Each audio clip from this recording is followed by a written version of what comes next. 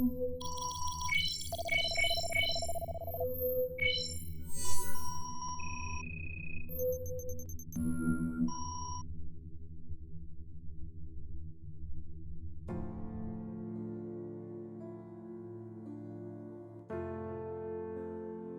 the end of the 21st century, as the effects of climate change accelerated beyond even the ability of the most fervent skeptics to ignore, came renewed hope that humanity would finally be roused to action. 75 million people were vaporized instead, a limited nuclear exchange that marked the start of the Great Pacific War. By the time that conflict had become truly global, hundreds of cities were underwater, half the world's farmlands had been devoured by barren wastes, and mankind was on the path to extinction. A near-mythical final offensive and a surprise coup d'etat decisively ended the fighting, but the damage to the planet appeared irreparable. In desperation, the powerful supranational unions that had emerged out of the fighting united their efforts into their last few remaining hopes.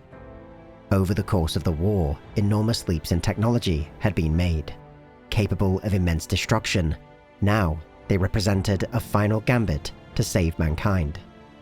The first great success of the United Federation of Nations prevented the complete collapse of civilization.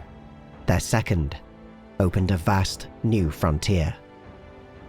The ignition of a hyperspace engine was the defining moment in the history of mankind. For 302 seconds, at which point it was eclipsed by first contact with the representatives of the Star Empire. In the initial exchanges, this powerful alien race expressed only their wish for peaceful coexistence and the offer of a brighter future.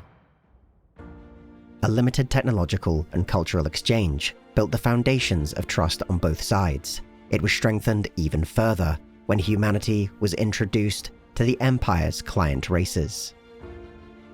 In exchange for some autonomy on the interstellar stage, these civilizations had been offered technology and assistance in recovering from their own wars or calamities, or merely access to new markets and networks that might elevate their quality of life.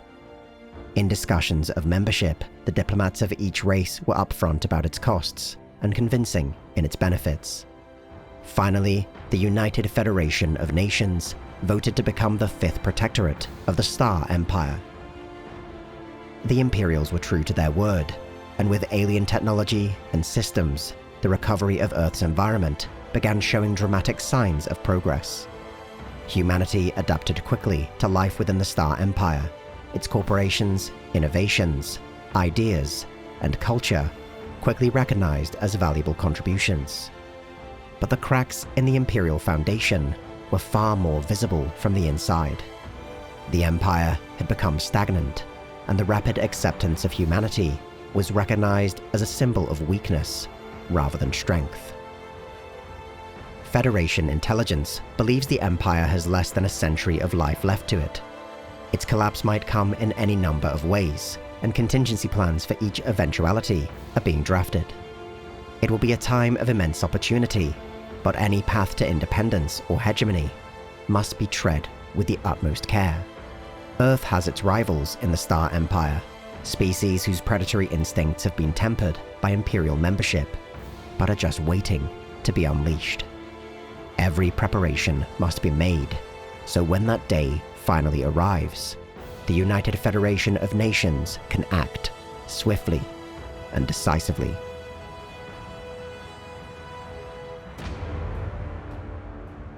The United Federation of Nations is the first of 5 interstellar empires with the potential to become the subject of Stellaris Invicta Season 3.